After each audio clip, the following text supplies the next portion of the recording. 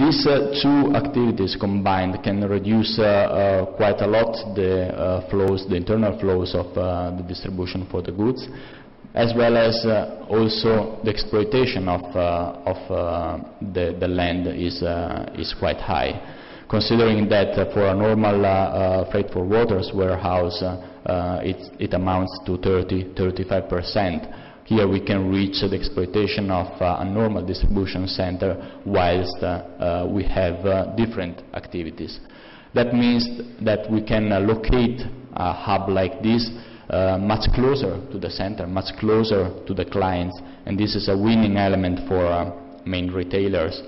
This, for example, is a building for Intermarché in France, and is at the same time one of the main models which is appearing also in Italy and in other countries.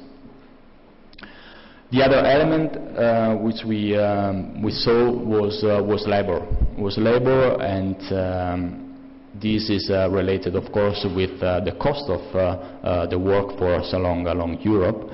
Here we see a building with a higher degree of automation built for GSE in Poland, which merge again all the stocking capacity for continental Europe in one unique distribution center that serves, for example, also Italy.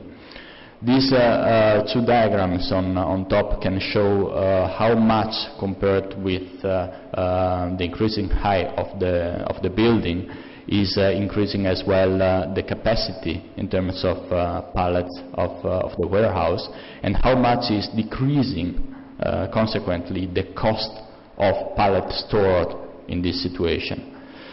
Then, of course, a building like this has some kind of implication. First of all, on the way that the end user sells his own goods, because it's quite rigid compared to traditional layout, traditional supply chain management, and this is of course one of the elements that needs for bigger volumes and bigger and single players to operate an investment like this, which is not affordable with short-term or with short lease contracts. Final consideration in my mind, the reasons why we see in this moment a quite important demand for new buildings in Italy, new buildings by medium-sized Italian or international companies, which at the same time face a lack of credit. Financing is at higher rates than in the past. And this is pushing, of course, towards the existing market. But once this is not offering international standards like seen before, the main players are going to logistic parks, intermodal terminals, looking for build-to-suit solution.